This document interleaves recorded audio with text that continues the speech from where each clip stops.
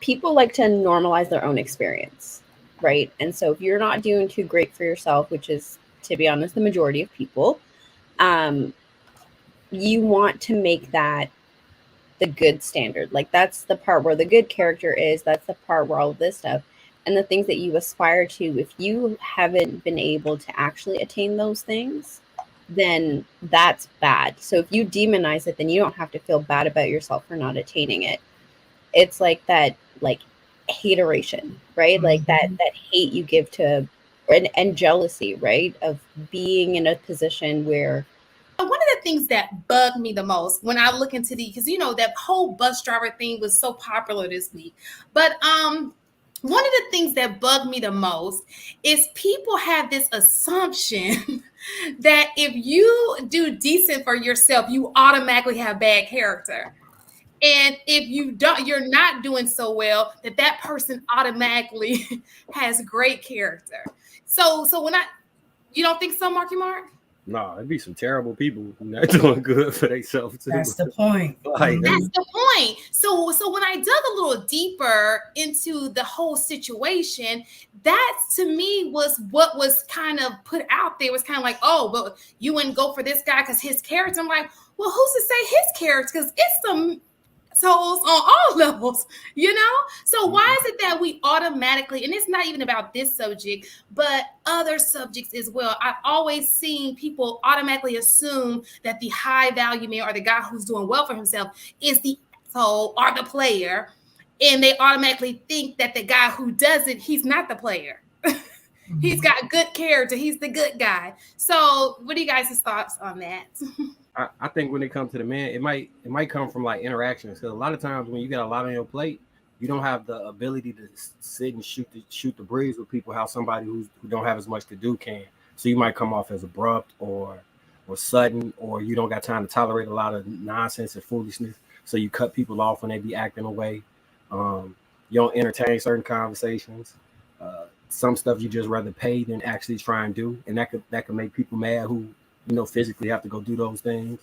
And when it comes to women, it's because maybe the man they wanted, who had the bag that they wanted him to have, didn't choose them. So because he was able to have such a cyclical stream of women coming in, then it just seemed like you running through them because you had the ability to continue to refresh the idea of looking for someone. Let's call it that. So yeah, that could be it. I don't know.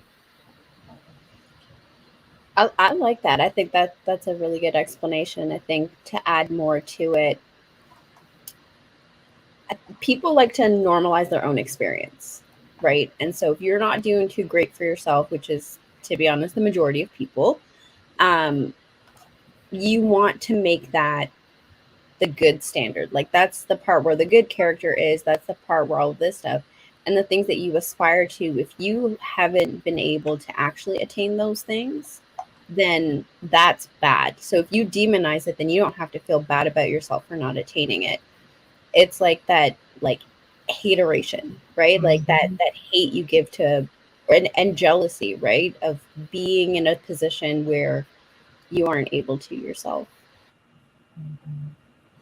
And a lot of times, like with Jay-Z or something, people that talk about the business deals that went wrong that was anti the community.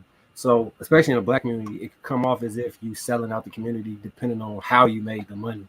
If you made it like, let's say, for instance, bashing black women all day, people gonna just swear you don't got no good character, especially women. Or some of the men might feel like if you made it pandering and saying Steve Harvey talking points all day that you don't got no good character. It really depends on perspective, like you said. Did anybody else want to give their 5 cents on that? Mm-hmm. I'm good. Nobody? Yeah, it just bothered me because, and even with any type of scenario, it seems to be good guy automatically is associated with, okay, well, you ain't dating him because he's this and this, but he has a great character, and then it automatically assume that the other guy doesn't have great character. So I just wanted to dig a little deeper into that. Thank you, Marcus and Enos, for participating in that discussion. I do have something to say. I also think it's about perspective and your point of view based on who you are around. Typically, we make judgment calls about the other because we're not around that group. So we are, like, I guess, projecting what we feel that group is doing because we don't have access to it.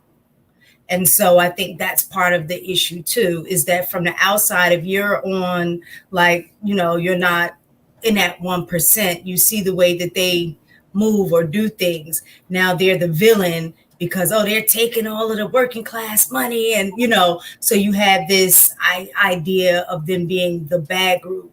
But then if you are in the 1%, from that point of view, you're looking at, like, why won't these people pull up themselves from the bootstrap? They're always just looking for handouts, like that kind of stuff. So I think that judgment comes from depending on your group or perspective, that point of view that you're in based on your experiences. Do you think? Oh, go ahead, Yeah, I wanted to add one more that was along the lines of what Mistaken was saying. I think there's also this mentality and like behavior that it takes for somebody to reach that level of success, right? Like whether it's financially or whatnot, there's a certain level of like cutthroat that happens. There's a certain level of like disconnect of like emotions and empathy, right? This idea that like the good, nice person who's doing their job properly is not the person that works their way up, right? And I think that doesn't help that reputation of, poor character rising the ranks. That's a good point. Did you want to add anything, AP or Cap? AP is fine. Caps. Not really. I'm just kind of listening. And off Mistaken's point, I don't necessarily 100% agree. So just looking at it from more like an anecdotal experience myself, coming from zero and having to scratch and scrape and ultimately find a way, and then working to get friends that were in the same situation to do certain things and move a certain way, and they wouldn't do it, right? So I don't know if it's necessarily that. And I know, Shan, that you said that you didn't want to necessarily look at that particular that particular interview that she did, but it's hard to not look at it because the way Inyala laid it out was, there. What if this guy is a good man? What if this guy does everything right? And she still said screw her or screw him, right? Like, unless he owns the bus, I'm not gonna do it. And Inyala laid it out like it was a good man. But my question, okay. Oh, I'm sorry. I apologize. Oh, no, it's all right. So I think that's why you heard a lot more, a lot of people talking about it because of the way it was laid out. And I don't think it's necessarily if a person has a lot of money, they're good or bad.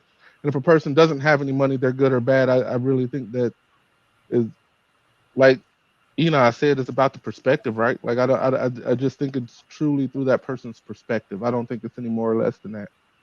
Which is why I didn't have anything to add, because I thought Inaz touched it perfectly.